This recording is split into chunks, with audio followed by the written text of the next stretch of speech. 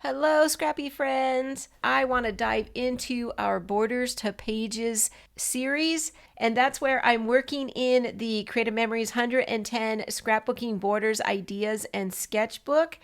I take a sketch from the book and then turn it into a 1 or 2 page layout. And today I'll be creating a 1-page layout. Okay, so let's take a look at our sketch because we will be working on this one right here. And it's on page 56 of the book. And I'm going to go ahead and pop this up onto the screen. I love the sketch because of the simplicity of it. There are actually a base and 3 layers on this border. The bottom base is a straight cut, and then 1 layer up, the first layer, is a piece of pattern paper that has a technique on it. They used a decorative blade on our trimmer. And then the next layer up is another beautiful piece of pattern paper, which I would kind of think that would be your most bold piece of paper in this border sketch. And that has a straight cut. Then you'll see the block down toward the lower portion of the border, and that would be the 3rd layer. I love this area. I love this idea. And that's what drew me to this sketch to begin with. They took a border punch and decorated up that top layer and made it very heavily embellished. I'm going to do something a little different with mine today, but I really love the idea that this helped spark for me. They have the title house there and their beautiful embellishment. So I hope that you agree that this is going to be a pretty easy one today, but come on back to my desk and I will show you what I'm going to be using for today, because I of course am going to change my directions and my size of my border ever so slightly. I'm going to make a really colorful border today. I have some photos of my daughter. I'm still working in her 2nd edition of her school album, so it's her later elementary school years, and I have this last layout. It's going to be just a miscellaneous photos to kind of put an end cap to that year. So I need to get on 5 photos onto my page. So a border is going to be perfect for what I need today. I'm going to start right here with my base. And since this scrap was already pre-cut, I'm going to go ahead and make this the width of my base. And it is at 2 3/8 inches.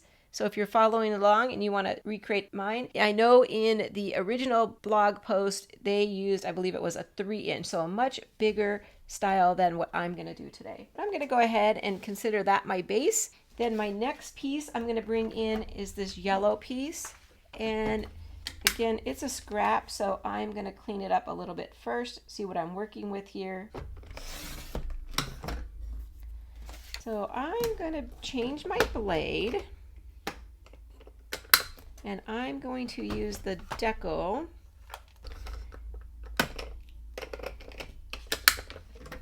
And I'm just going to give it a little bit of a waist cut and trim this up even more. Get it nice and straight. And give it a decal blade is perfect because it just kind of gives it a rough cut. Turn it around. I'm going to do the same thing. So I'm going to try and keep this at like 2 1/8 inches. So if you're not working with scraps, you can do 2 1/8 inches. Okay, let's put this right over here. Okay, let's change our blade back. Now for our next straight piece. I'm gonna make this one about 1 3/4 and see if I need to trim it down any more than that. I think I want just a tad more popping through, so I'm gonna go 1 5/8 inches. Make it just a little thinner. Now all I need to do is the little short portion, and that's where I'm going to change mine up from what they did in the sketch. Because I need to get 5 photos on my layout, I'm going to take my border and I'm going to use that block that they've given us in the sketch, and I'm going to use that for my journaling spot. So I have this piece of lined paper. I'm just going to have to trim it down a little bit. So I'm going to go to 1 1/2 And there we go. Yep, I like it. So this is 1.5, and let's see how long it is. I'm going to make it actually about 5.5 inches long. I don't have a lot to say on this layout, so that it's perfect for this because, like I said, these are just going to be miscellaneous photos. So I'm going to put that just about like that. Let me get all these adhered down and we'll come back. We'll do a little bit of embellishing on this. Okay, hold on. There we go. Everything's adhered down and I'm ready to do a little bit of embellishing on this. So I liked how they went across it with the border making system. So I'm going to do that as well. I'm going to bring in this ShutterLove border making cartridge and I'm just going to freehand because I think I only need 2 punch outs. There's 1. And 2. Okay, so if you didn't know, you can freehand punch those just like you can a regular punch. And it gives you one little cutout. And I'm just going to snip these out. Put it right down here so that the bottom of the heart is touching the bottom of my journaling box up here toward the top. But before I get that positioned just so, I want to bring in my title. So I want to use this border not only to house my journaling area, but also to house my title. So I have this title. It says Best Friends. And it says Best Friends, and I think that's perfect. You'll see my photos here in a minute. And I'm going to put it right up here toward the top of my journaling box. In fact, let me move the camera up pretty high up here. I'm just making sure that the center of the camera and the heart are both in the white of the background of the journaling spot. And then I think I'll pop this up onto some foam tape. Okay, and then I'm going to bring this and I'm going to give it a little bit of an angle right above that camera, bringing the F right into the little curve of the camera. I think that's cute. We could still see what it is. And there we go. And that is my take on this border. I'm going to add a few more embellishments once I create my page. I love that I took this border and created an area where I can do a little bit of journaling and I have my title and a little bit of decoration. So great use of that sketch. Like I said, it's pretty simple. I hope you agree. So I'm going to pull out my pictures and my background piece and I'll be right back. Okay, so here's my background piece with my border.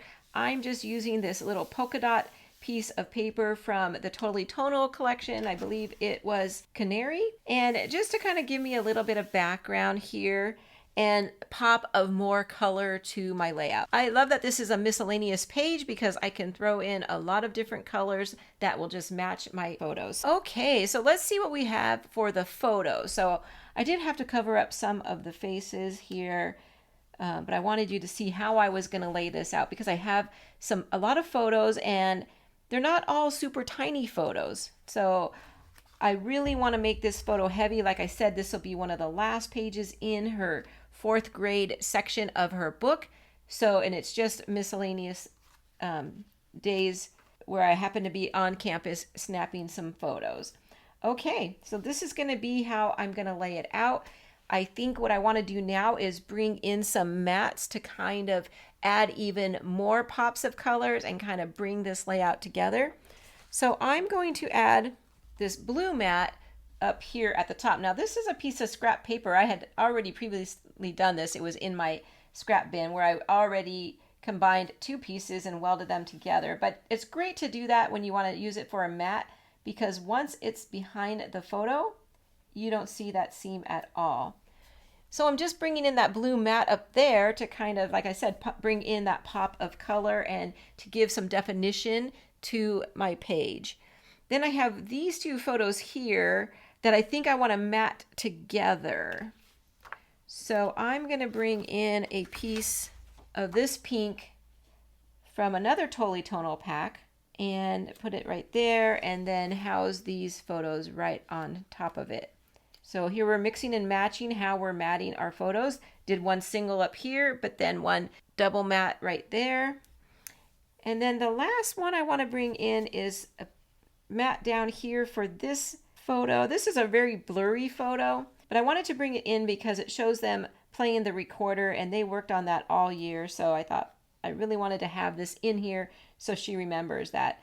I think what I'm going to do is slide this over here and overlap this so that it kind of connects them together. I got my 5 photos on, and I have this big section right here that I'm going to be able to use for my embellishing. So I'm very excited because I went through, you all know I have my cluster base box, and I went through it and I just started pulling out some things. I pulled out way too many things, actually. I was able to narrow it down, but I just started pulling out some different cluster bases in the colors of my layout, which another good thing that I added lots of colors. I had lots to choose from. Then I also have sitting on my desk, I just started this, all my miscellaneous little embellishments that I don't want to put away quite yet. I just been throwing in this box, and I just go through this box every once in a while and pull out things so I don't really have to get up out of my seat and start looking for some things. Went ahead and I pulled out a few embellishments and a couple stickers,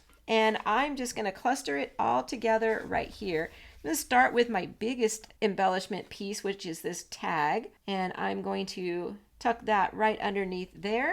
And then I love this oval piece. Now the blues and the pink and the yellow all came from Super Duper Girl and Super Duper Boy, so I feel like they all kind of coordinate together.